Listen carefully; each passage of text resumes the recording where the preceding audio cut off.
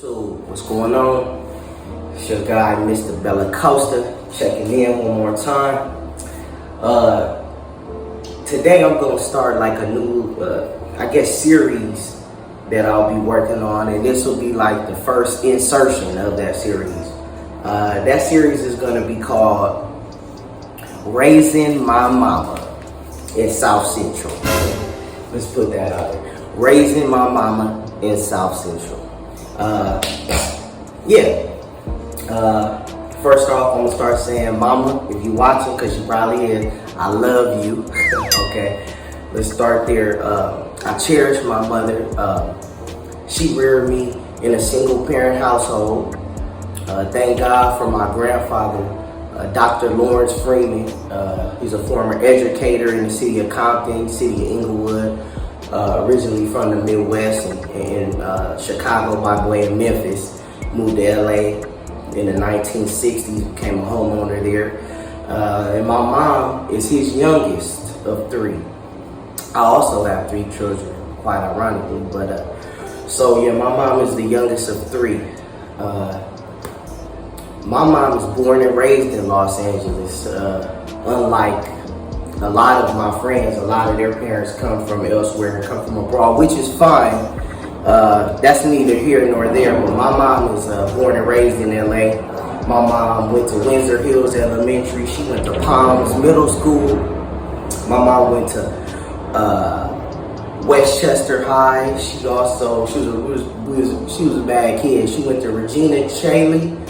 I want to say it was Regina Chaley in Gardena. All girls school, Catholic school. She graduated from Fairfax High in, I want to say 1970 something, 5, 6, 78, something like that from Fairfax High School. And her whole graduating class walked the stage and they graduated with no shoes on because we were, it was smack dead in the hippie movement of the 70s. And my mom was definitely a flower child. And you know what I'm talking about? I ain't talking about this flower, but that too. So my mom met my father. My father is not American. My father is from Dominica, West Indies, which is a small place in the Caribbean, a small island in the Caribbean called Dominica. Not Dominican Republic. I'm not getting it confused. You are a player. I know where I'm from and all that. I know where my daddy from, my nigga. You hear me? Dominica. Anyway, he came to America, had me with my mom, moved to LA, and he met her there. Then a star was born. Nah, just wait. So I was born in LA. Quite ironically, I went to Windsor Hills Elementary. Shout out Windsor Hills Magnet. I'm born and raised in that area. Some of you know that. I went to Palms, just like my mom. So the trajectory of our life is very similar in some ways. Why is this called Raising My Mama?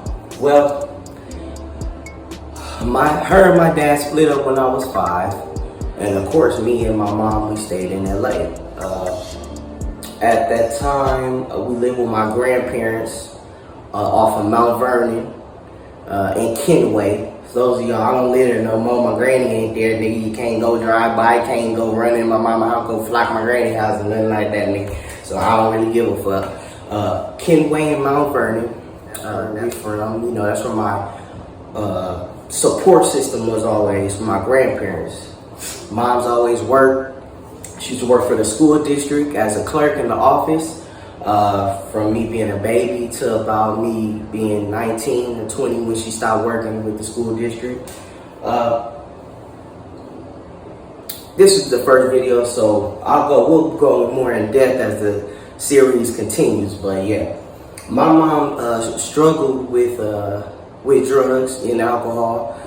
So I grew up in the AA, in the rooms in Alcoholics Anonymous. For those of you who are not familiar with AA, also CA, which is Cocaine Anonymous. Sometimes there's NA, which is Narcotics Anonymous.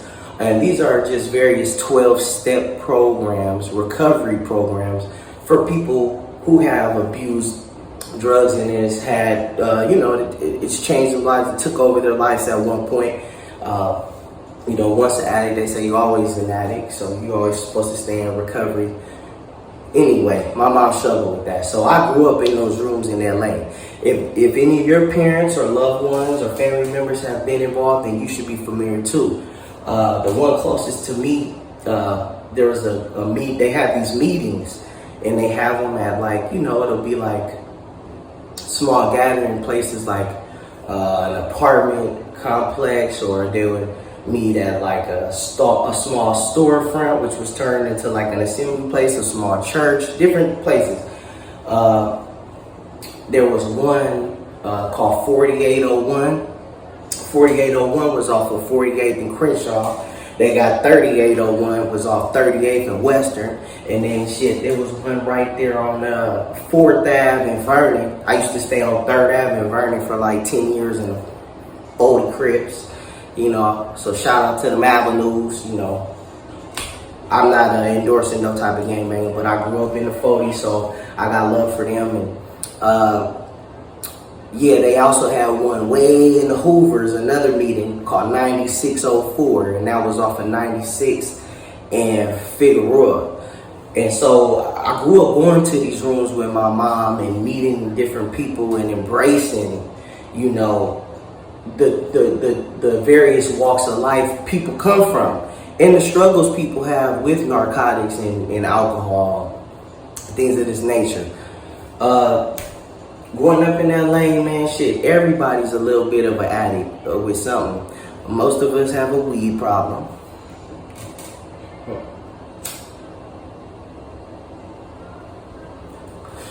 I think things become a problem when you cannot control them, when they take over your character, when they prevent you from progressing. I think the best way is no substance. I think the best way is to abstain from everything. But in this day and age, nigga need a little ganja, man. Need a little bit of that drug in my system, man, just to keep my head level and all that, because if not, I'll be ready to flip out on motherfucking shit, say about nigga. No, but so man, growing up with moms was crazy, man. Like, my mom is a loving person, but she's had to struggle, man. It ain't easy raising a black man up in LA, man. We talking early 90s. I'm born in 89, so I'm the last of the old school, the last of the real, and I'm talking about now. But, so it wasn't easy. She had to use different things to be gang deterrents, keep me out the street. And I was a street kid, because anybody who knows me, man, I've been off the porch young, running around. By the grace of God, I'm still here with y'all. That's why I'm a little cautious and I'm slower to react to things nowadays, because I've been blessed with people to step into my life and kind of guide me along the way. But boy, my mama, boy. And shout out to Cheryl. Shout out Mama Cheryl. If you know my mama, you might have passed her the blunt a few times, you know what I'm saying? My mom is a great person, but she didn't put me through the ringer. I'm talking about from fighting boyfriends to, and now let me know if I'm talking to the choir now, because I know some of y'all can feel me. I don't want to disrespect my mama, talking about I'm raising her, but in a lot of ways, as a single young black man in South Central Los Angeles, I did have to raise her up, because she don't know, man, don't be friendly with the folks across the street on Section 8. Because, she's like, oh, but they're cool. Or then they cool, they hanging out. Then she cross the street drinking and shit. Then now they want to fight my mama. See, my mama ain't ghetto. She's from LA, but she ain't ghetto. Okay, she bougie. She bougie. So she don't know the tactics that hood people and people who come from, lower income areas. Some people can adapt, that get over me by any means necessary type shit. My mom is helpful. So she'll offer her hand, and sometimes people be snaking her. And shit, she ain't got no man to protect her, so a lot of times I would have to be the one. I would try to tell them out, don't deal with them. They janky. Motherfuckers, what I'm saying, be your friend when they asking you, they lights out. So they asking us to put some meat in the freezer and shit. They real nice then. But as soon as you can't lend them $10, you can't buy a drink from them. As soon as you stop going over there, you motherfuckers get to turning and want to fight my mom and shit. Now I'm like, nigga, who catch your face for y'all, nigga? Nigga, who catch your face? Okay, y'all females want to jump my mama, nigga, who catching face for y'all? Cause now me, you fucking with my mama, see? And now we gonna have to do what it do, nigga. I ain't never been scared of the tussle, but I'm smart, so I try to use my sense to avoid that. We all on burning, finna fight shit all the time, everywhere we go, and that shit that's out. That's out, you know what I'm saying? So, you know, I'm just kind of all over the place because I want you guys to get the feel.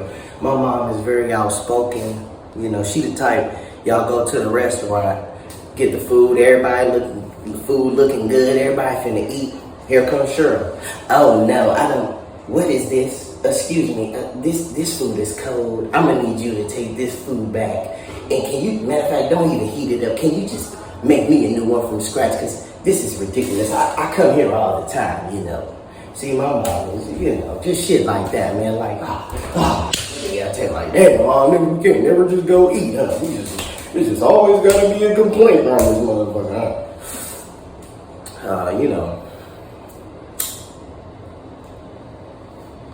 I love her though because her being a single mom, she always pushed me and she always encouraged me to be tough. She knew I was gonna have to be strong. I remember 5th grade, you know, I got into a little fight at school and the boy kind of lumped me up and shit. And my mom like, what happened? I'm like, man, you just hit me. She like, you little bitch ass nigga. You little bitch ass nigga, you gay. Nigga, you gonna be gay. And no disrespect to the LGBTQ community, because I ain't trying to get in beef with y'all. I'm just saying, my mama in the 90s was like, are you gay? Because she was like, you ain't gonna be no punk. You gonna be a punk? Nigga, the next time that one of them boys better hit you, you better hit his ass back. I don't get your ass knocked out trying to fight back. You better fight back. You ain't gonna be no sucker. You ain't gonna be no punk. He's like, God damn. This nigga big as a motherfucker. You don't see this nigga? That's why I ain't hit him back. This nigga 2 times bigger than me, nigga. I'm like 5 flip with this motherfucker. But the reason I am the man today, and I'm a protector for my family and my friends, I like to see myself as such, you know, it has a lot to do with her. She made me a man. So we need our women, man. You guys are our strength. You guys pray for us. So thank you for a strong praying mom. But Lord, you could have gave me one with less extras, though. Shit, I ain't even been talking to my mama right now in like 2 weeks because we on some bullshit. I'm like, damn, nigga, I just gave you $500 and shit. I just looked out. Shit, you know, I got my own kids and shit. You know when a nigga don't want to pay nothing. Like, man, you know I got kids. Nigga, I got all these kids and shit. Nigga, I can't just be bad. But I love her, man, and I know she's part of the reason I've been able to be alive. And so, if you're lucky enough to have your mom, hug your mother, you know. Send some words of encouragement. Even if y'all not getting along, still respect her. Because, you know, that's even in the Bible, man. You respect your elders. You respect your parents, you know, so that your days can be long. You know what I mean? Because I've had to also experience, I also have friends who don't have a mom. I didn't have my dad is alive, and I love him. The nigga wasn't there. I just came to the point where I forgiven him. So the fact he was there and I don't matter. I respect the fact that his loins, his seed brought me into this world. That was the gift. That was enough. Moms held it down, and then now I hold it down. So I don't hold neither one of them accountable because now as a parent, parents fuck up. My son walking around right now. I almost slapped him upside the head earlier, so I was about to fuck. Everybody fucks up. Parents fuck up. There's no instruction manual with parenting. You know, it's like, it's a crash course. Just go as you go, you know what I'm saying? It's case by case around this motherfucker. So we have our ups and downs, but all that matters is that you do your best and that you stay righteous. I'm thankful for my mama, boy, but South Central is a motherfucker. Especially when you got a mama that's single and dating and shit. You know, my mama was always attractive. So when I was 6 and 7 and shit, we be at the mall, niggas be, every time we walk by, niggas like, damn, nigga like, yeah, what's up, son? What's up, little man? What's up, little man? Niggas like, damn. Steady trying to look at a nigga mama booty and shit. Niggas like, damn, cuz, nigga, what you looking at, my nigga? What you looking at, cuz? Like, nigga, that's my mama, nigga. But you 7, nigga, what the fuck you gonna say? You like, oh, shit, I don't even. You wanna walk to the store, Annie? No, I don't wanna walk to the store. So all these niggas driving by could damn near crash trying to stare at your ass, nigga. No, I'll pass. But I love her. We all recently branched out of LA. Recently. My mom moved down to Alabama. You know, she in Alabama. She went from LA to Alabama, and you can't spell Alabama without the LA, cause we some little Bamas out this motherfucker from LA, nigga, little Africa, motherfucker, in Los Angeles, nigga, little Africa, nigga, Los Angeles, niggas lost in a bitch. But I love my city, but shit, you know, it made me. You gotta stay with me on this journey. Shout out to you if this your first thing you watching, piece of content on me. I'm new to this, but I'm gonna be true to this. So, you know, just stay down, you know what I'm saying? Like a greyhound, you hear me? But, yeah, moms. I love her. It's like a love-hate when you got a single mom, but I love her, and it's never hate. It's just frustration. You know, I've had to teach her some things. I've had to sharpen her tools. I've had to give her lessons in morality. I've had to teach her honesty and different things we've taught each other. That's my mama. So I'm not saying this in any disrespectful manner. If you're a mother and you're watching this, I don't mean it disrespectfully. Your children, if you live with, respect your mamas. No matter how crazy, schizophrenic, bipolar, drunk, high they may be. Because, you know, eventually they'll get better. God willing. But love your mamas. Hug them, let them know you love them, let them know that your fathers too, because we need it too, baby. But this is about my mama. Raising my mama in South Central wasn't no easy task.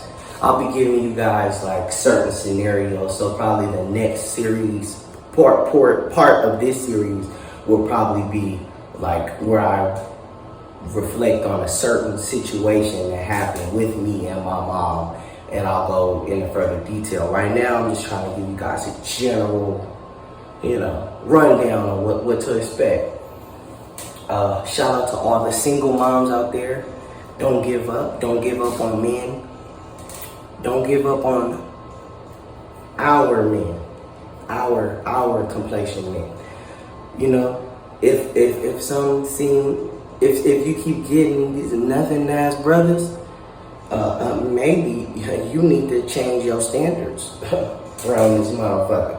Because sometimes, nigga, it's you.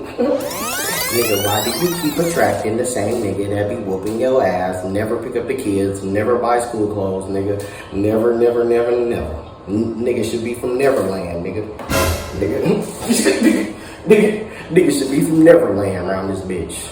But, shout out to you. Stay diligent. Stay working on you. Because if you invested in you, baby, somebody gonna see it and say, oh, I want that.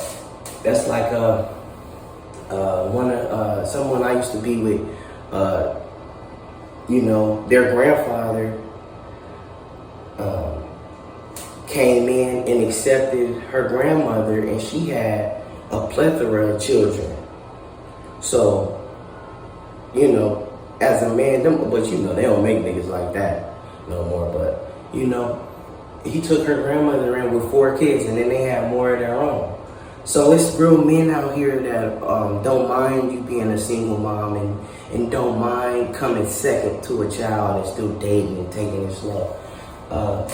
We gotta be real to our women and heal our women, like Pac said, you know what I'm saying? Because if we don't do it, who will? Yeah, we can judge them and all that, and we can be judged, but at the end of the day, we're gonna have to figure out some solutions. We need a resolution. I see too much confusion. I can really say it on this motherfucker. So let's get on one accord, family. Yeah, stay tuned, cause my mom. One day I'm gonna get her up on here, and y'all gonna see her interact with me. But man, I love her. She just recently stopped smoking cigarettes. She's been clean for about 5 years. And when you're at it, man, you struggle, man. We all struggle. It's ups and downs, you know what I mean? But it's never deterred her from being there for me and keeping me on her essential list. I was always top of my mom's to-do list. And I think most of us are. We just get lost in communication. Sometimes there's a communication barrier with the generations. Sometimes we're not speaking the same language, but our intentions are good. We just don't know how to get across to each other, and we got to work on that. So stay tuned. You'll learn more about my mom. It'll be some laughs, maybe some cries up ahead with this series in particular. I got more content gonna come too, but this one in particular, I want to dedicate to my mom. So this was part 1, raising my mom in South Central. So y'all stay tuned. Mr.Bellicosta, I'm out this bitch, nigga.